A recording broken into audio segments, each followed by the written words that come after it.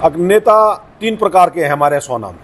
वो है जो सोना के भगोड़ा, सोना से भाग के मले में स्टीटी में जाते थे, वो यहाँ सोना में था। वो लोग हैं यहाँ जो बाहरी है, जिनका सोना से कोई ताल्लुकात नहीं है। वो नेता ज्यादा घूम रहे हैं जो पिछले 10 सालों से भूमाफिया रहे हैं, जिन्होंने अनाप शनाप पैसा कमाया। नमस्कार, मैं मोहम्मद जावेद, आप देख रहे हैं न्यूज़ 20 गुरुग्राम। नेताओं के विचार के तहत हम हर उस नेता के पास पहुंच रहे हैं जो विधानसभा चुनाव लड़ने की तैयारी कर रहे हैं। आज हम पहुंचे हैं सोहना तावड़ू की राजनीति में चाणक्य कहे जाने वाले पूर्व कबड्डी खिलाड़ी पहलवान सतबीर खटाना के निवास पर।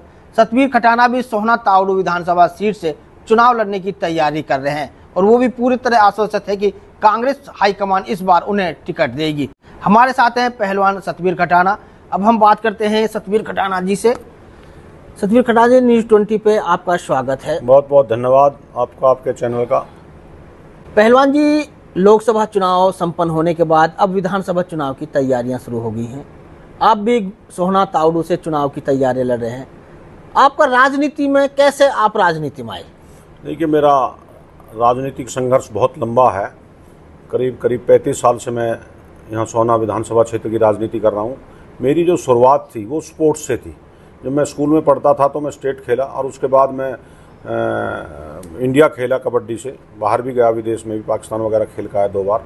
और उसके बाद 89 में जब सरकार चौधरी देवीलाल जी की, चौटाला साहब की यहाँ बनी हरियाणा में, उस टाइम जब चौधरी ओम प्रकाश चौटाला जी चीफ मिनिस्टर थे तो हमारे सोहना विधानसभा क्षेत्र की 28,000 एकड़ ज़मीन, तकरीबन उसमें 28 ही गाँव, क्योंकि हमारे यहाँ छोटे छोटे गांव में पहाड़ी के बीच में 28,000 एकड़ ज़मीन के सेक्शन 4 और 6 लगा दिए थे।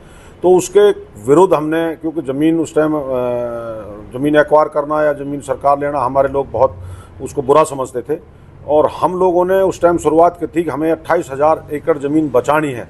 और उसके लिए मैंने सबसे पहले शुरुआत अपने गांव दमदमा से की। हमने 28 गांवों की पंचायत बुलाई। उसमें हमने कहा कि हम इस ज़मीन को अपनी को सरकार को नहीं बनने देंगे यहाँ डिजिलैंड। और उसके बाद हमने लगातार उसमें संघर्ष किया। उस टाइम वीपी सिंह जी प्रधानमंत्री थे, हम उनसे भी मिले। उसके बाद चंद्रशेखर जी आए, फिर हम उनसे भी मिले। और यहाँ हमारे यहाँ जब चौधरी ओम प्रकाश चौटाला जी यहाँ जिद करने लगे बनाएंगे, तो हमने उस आंदोलन को इतना बड़ा किया कि हमें फिर लास्ट में आके उसमें हमारे स्वर्गीय राजेश पायलट जी उसमें इन्वॉल्व हुए। और कांग्रेस पार्टी के हरियाणा प्रदेश के जितने भी लीडर थे उस टाइम, चाहे भजनलाल की बात हो, चाहे शमशेर सिंह सुरजेवाला की बात हो, चाहे वीरेंद्र सिंह जी की बात हो, चाहे शैलजा जी की बात हो, ये सारे नेता उन्होंने हमारी सपोर्ट की कि इनके साथ ये गलत व्यवहार हो रहा है। और उन लोगों ने सपोर्ट की। हम आदरणीय राजीव गांधी जी उस टाइम में थे कांग्रेस पार्टी के लीडर, हम उनसे भी कई बार हमारी मुलाकात हुई। तो हमने उस संघर्ष को, लड़ाई को 1991 में जैसे ही इलेक्शन आया और इलेक्शन में चौधरी भजनलाल जी इस प्रदेश के मुख्यमंत्री बने, आकर सबसे पहले मुख्यमंत्री बनने के बाद मेरे गांव दमदमा में आए और उन्होंने 4-6 को कैंसिल किया। तब हमने राजनीति में शुरुआत की थी। इसलिए मेरी शुरुआत ही किसानों की भलाई के लिए और इलाके की भलाई के लिए हमने राजनीति में आए। तो आप स्पोर्ट्स से खिलाड़ी रहे हैं, कबड्डी में आप कहाँ कहाँ इंडिया की टीम का प्रतिनिधित्व करे, कहाँ कहाँ खेलने गए? देखिए, मैं 85 और 88 में इंडिया के तरफ से रिप्रेजेंट किया था। पाकिस्तान में 2 बार खेलने गया था। सर्कल कबड्डी में मैं इंडिया की तरफ से खेला।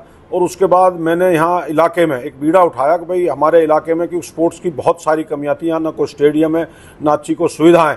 तो मैंने लगातार अपने गांव दमदमा से एक शुरुआत की थी। मैं नेशनल लेवल का एक बहुत बड़ा टूर्नामेंट कराता था, जिसमें अपने इंडिया के अच्छे खिलाड़ी जितने भी हर स्टेट से, और एथलेटिक्स वगैरह भी स्टार्ट की। और मैंने लगातार 20 साल तक ये टूर्नामेंट में लगातार यहाँ कराता, जिसमें हमारी पार्टी के चाहे कर्नल राम सिंह जी की बात थी, पायलट साहब की बात थी, और सभी लीडर यहाँ उन टूर्नामेंट में आते रहे। तो हमारा तो शुरुआत ही खेल से थी। उस बीच में मैं सर्कल कबड्डी एसोसिएशन का स्टेट का जनरल सेक्रेटरी भी रहा। मैं ओलंपिक में रूलर्स गेम का मेंबर भी रहा और मैं स्पोर्ट्स से जुड़ा रहा। आज वही कारण है कि आज सोना का जो स्टेडियम बन रहा है, ये सब हमारी देन है। हमने तो देवीलाल स्टेडियम जो गुड़गांव में हसलापुर में बनवाया, ये भी हमने चौधरी ओम प्रकाश चौटाला साहब के टाइम में ये स्टेडियम हमने बनवाए। तो खेलों से मेरा लगाव रहा। खेलों में मैं आज भी खेलों में रुचि लेता हूँ। मैं चाहता हूँ यहाँ अच्छे स्टेडियम, हमारे यहाँ खिलाड़ियों की कमी नहीं है, लेकिन सुविधाओं का अभाव है। 91 में जब हमने कांग्रेस की टिकट मिली तो हमें उस टाइम कांग्रेस की टिकट नहीं मिल पाई। और उसके जो भी कारण रहे हों, उसके बाद हमने 96 में जब चुनाव हुआ था तब भी हमने कांग्रेस की टिकट मांगी थी। तो दुर्भाग्य से उस टाइम हमारे इस इलाके के, क्योंकि हम बाहरी लोगों का काफ़ी इन्वॉल्वमेंट रही, वो टिकट दूसरे लोग ले गए, जिसकी वजह से हमें टिकट नहीं मिल पाई। तो उसके बाद 2000 में जब चुनाव हुए तो उस टाइम हमने कांग्रेस छोड़ दी थी, क्योंकि हमें भविष्य अपना उधर थोड़ा सा कम लगा, क्योंकि दो तीन बार हमें टिकट से वंचित रखा गया, क्योंकि विकास नहीं हो रहे थे लोगों को। तो हम चौधरी ओम प्रकाश चौटाला जी की पार्टी में शामिल हुआ। लगातार वहाँ भी हमने 5, 7, 10 साल उनके साथ भी रहे, 10, 12 साल। मैंने कभी भी, चाहे मैं सरकार में रहा चाहे मैं अपोजिशन में रहा, हल्के के विकास के लिए या हल्के में कोई भी किसी तरह की, चाहे सामाजिक का मामला हो चाहे कोई धार्मिक मामला हो, सदा ये कोशिश की है किसी मामले को आपस में मिल बैठ के निपटाना, चाहे वो पंचायत की बात हो या कोई किसी का थाना तहसील में कोई बात हो, तो मैंने सदा हल्के के लोगों की आवाज़ उठाई है। जी, 2014 में आपने रणदीप सुरजेवाला के नेतृत्व में फिर कांग्रेस पार्टी ज्वाइन कर ली है। अब आप सोहना तावड़ू विधानसभा से चुनाव लड़ने की तैयारी कर रहे हैं। क्या चुनावी तैयारियां हैं आपकी? देखिए, मैं आपको बताऊं, मैं बता रहा था कि आपको मेरा बहुत लंबा संघर्ष रहा है। चाहे 2005 में बंधवाड़ी में जो हमारा ये बहुत बड़ा एक गंदगी का अंबार लगा दिया सरकार ने, उसका मुद्दे की बात हो, चाहे फरीदाबाद गुड़गांव टोल टैक्स की बात हो बंधवाड़ी में, मैंने सदा अग्रणी भूमिका निभाई है उन सब चीज़ों में हिस्सा लेकर के। और जहाँ तक अब जो कांग्रेस पार्टी मैंने 2014 में ज्वाइन की, 14 से मैं कांग्रेस पार्टी में हूँ, तो मैंने कांग्रेस पार्टी में रहते हुए इलाके की जो भी समस्या हो, मैंने सब में अग्रणी भूमिका निभाई है। चाहे आप मौजूदा आज घमड़ौज टोल टैक्स की बात करेंगे या सोहना में कोई भी काम हो, हमारे यहाँ नोटिस दे दिए थे हज़ारों एकड़ ज़मीन के लोगों की, उसमें अग्रणी भूमिका निभाई। या कोई यहाँ कोई किसी तरह का कोई कांड हुआ, चाहे धार्मिक हुआ चाहे सामाजिक हुआ, हर चीज़ में हमने हिस्सा लिया है। और लोगों में, इलाके में प्यार और भाईचारा बढ़ाने के लिए हमारा ये प्रयास रहता है कि भाई इलाके का विकास हो। लेकिन इलाके का दुर्भाग्य ये रहा आज तक भी, सोहना विधानसभा क्षेत्र में ये बाहरी लोग हावी रहे, ये लोग टिकट ले आते हैं, क्योंकि लोगों पे अनाप शनाप पैसा है, झूठ तूफान बोल करके टिकट ले आते हैं और यहाँ से जीत के चले जाते हैं, क्योंकि लोगों की मजबूरी है, जिताना तो कोई ना कोई है। तो जीतने के जाने के बाद यहाँ कोई विकास की तरफ ध्यान नहीं देता। अगर मैं विकास के मुद्दों की बात करूँ तो सोहना में आज भी, वैसे तो गुड़गांव जिला पूरे दुनिया में मशहूर है, साइबर सिटीज़ को बोलते हैं, मिलीनियम सिटीज़ को बोलते हैं, लेकिन सच बात यह है कि सोहना विधानसभा क्षेत्र की अगर मैं एक एक चीज़ गिनाने लगूंगा तो बहुत लंबा समय लग जाएगा। चाहे बंधवाड़ी डंपिंग की बात हो, चाहे किसी यहाँ स्कूल की बात हो, कॉलेज की बात हो, रोडों की बात हो, आज भी सोहना विधानसभा एक ऐसा क्षेत्र है जिसकी खुद की तहसील पूरे हरियाणा में सिर्फ एक तहसील ऐसी है जो आज भी बस अड्डे पे की बिल्डिंग में चल रही है। यहाँ आज तक भी सेक्रेटरीट नहीं बन पाया, यहाँ पटवारी, यहाँ एसडीएम के बैठने के लिए अपनी जगह नहीं है। हमारे 10 साल अब भारतीय जनता पार्टी की सरकार को हो गए। मैं इन भारतीय जनता पार्टी के भाइयों से एक बात पूछना चाहता हूं, सरकार से एक बात पूछना हूं, इनका मुख्यमंत्री की रैली आज तक भी ना पिछला विधायक ना मौजूदा विधायक सोहना विधानसभा में उन्होंने अपनी तरफ से कभी ये रैली नहीं की है। किसी सामाजिक में या किसी गांव के प्रोग्राम में या किसी और मांगे हो अलग बात है, लेकिन सोहना के विकास की मुद्दे की अगर बात करें हम, तो एक भी आज तक रैली नहीं कर पाए जिसमें सोहना की मांग रख सकें। और जहां भी जो आए हैं, जहां उन लोगों ने मांग रखी है, जिनको इनके मुख्यमंत्री आदरणीय खट्टर साहब और ने जो घोषणा की थी, उन घोषणाओं में से आज तक भी एक भी घोषणा पूरी नहीं हुई है। आज भी आप तावड़ू में जाओगे, वहां का खाली शिलान्यास हुआ है, सेक्रेटरीट तावड़ू में भी नहीं है। हमारे सोहना विधानसभा में सेक्रेटरीट का शिलान्यास किया, उसमें नहीं हुआ। मुख्यमंत्री जी ने घोषणा की मैं 5 करोड़ में दीनदयाल उपाध्याय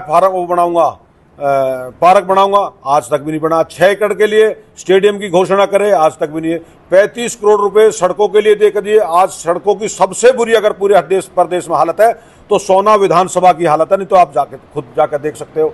हमारे सोहना में 100 बेड की हॉस्पिटल की डिक्लेयर कर गए थे, आज तक हॉस्पिटल नहीं बनी। हमारे यहाँ लड़कियों का और गर्ल्स स्कूल है और लड़कों का स्कूल है हायर सेकेंडरी, आज भी टूटे पड़े हैं, उनके लिए बैठने के लिए जगह नहीं है। ये हालत है। एक कॉलेज हमें रिठौज में दिया था पिछली सरकार में, आज भी वो अधूरा पड़ा है, उसमें बच्चों को बैठने के लिए जगह नहीं है, उसमें कोई काम नहीं हो रहा। हमारा सोहना से जब हम तावड़ू जाते हैं, रोज जाम में लोग फंसे रहते हैं। घाटी जो जिसको कहते हैं, पिछले 10 साल से कहने हम इसको डबल कर रहे हैं, हम डबल कर रहे हैं, आज तक भी उसमें 1 इंच काम नहीं हुआ। सोहना में हर साल करोड़ों रुपए व्यापारियों के बर्बाद जाते हैं, पानी में डूब जाते हैं। ये सोहना का पानी का निकासी का आज तक भी कोई काम नहीं है। तो मैं कहने का मतलब ये है कि आज तक भी हमारे आदरणीय मुख्यमंत्री जी पीछे मेरे गांव दमदमा आए थे, 70 करोड़ रुपए का बाय डिस्ट्रिक्ट पार्क की उद्घाटन करके गए थे, आज तक 1 रुपया वहां नहीं लगा। दमदमा लेक पर आए थे, वहां आज तक 1 रुपया नहीं लगा। पहलवान जी, अभी आपने कहा कि भाजपा के जो 10 साल का शासनकाल है उसमें कोई विकास ना हो, फिर भी सोहना से दर्जनों नेता भाजपा के चुनावी तैयारियों में किस उम्मीद के साथ जुटे हुए हैं? देखो, ये मैं इनको नेता इसलिए नहीं मानता। नेता 3 प्रकार के हैं हमारे सोहना में, मैं बड़े स्पष्ट बता रहा हूँ। एक तो नेता वो हैं जो यहाँ के स्थानीय हैं, जो यहाँ के स्थानीयों की बात उठा सकते हैं, स्थानीय लेवल पे काम कर रहे हैं। एक वो हैं जो सोना के भगोड़ा, सोना से भाग के मले में स्टीटी में जाते रहे, वो यहाँ सोना में दावा करते हैं। एक वो लोग हैं यहाँ जो बाहरी है, जिनका सोना से कोई ताल्लुकात नहीं है, वो लेके सोना में वो नेता ज्यादा घूम रहे हैं जो पिछले 10 सालों से भूमाफिया रहे हैं, जिन्होंने अनाप शनाप पैसा कमाया। और अनाप शनाप पैसा की वजह से आज मैं एक बात कहता रहा हूं आपको, जो बच्चा पैदा ही 2 महीने पहले हुआ है और वो पिछले 10 साल की विकास की बात करें तो मुझे तो अचंभा होता है। यहाँ तो नेता ही 2 महीना पहले पैदा हुए हैं, क्योंकि इलेक्शन आ चुके हैं। उससे पहले वो जो कहते हैं कि हमने विकास कराया, हम करेंगे, इस तरह की बात करना मुझे तो लगता नहीं। ये सब लोग बाहरी हैं, ये पैसा के दम पर राजनीति करना चाहते हैं। लोगों को इस सोना हल्का का दुर्भाग्य रहा है। हमारे लोग इनके कहने में बहकावे में आते हैं और इनको वोट देते हैं, जीत कर चले जाते हैं। ये खाली पैसा कमाने के लिए, अपना बिजनेस करने के लिए यहाँ राजनीति में आए हैं। इनका नहीं तो सोना हल्का से कोई लेना देना नहीं है। इनको ना किसी गांव की परिभाषा पता है, ना इनको इलाके के रोडों के बारे में पता।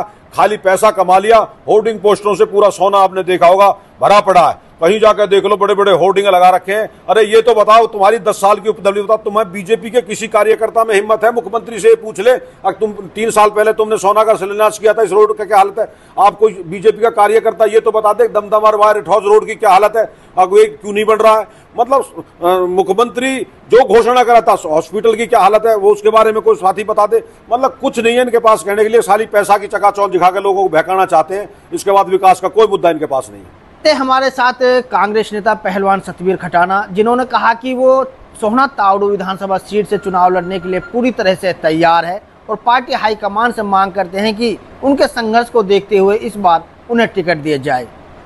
आपको हमारी न्यूज़ कैसी लगी? वीडियो को शेयर करें, चैनल को सब्सक्राइब करें और कमेंट्स बॉक्स में जाकर अपने विचार जरूर रखें, ताकि सही जानकारी के साथ आप तक न्यूज़ पहुँच सके। एक बार फिर मिलेंगे ऐसे ही नेताओं के विचार किसी अन्य नेता के साथ।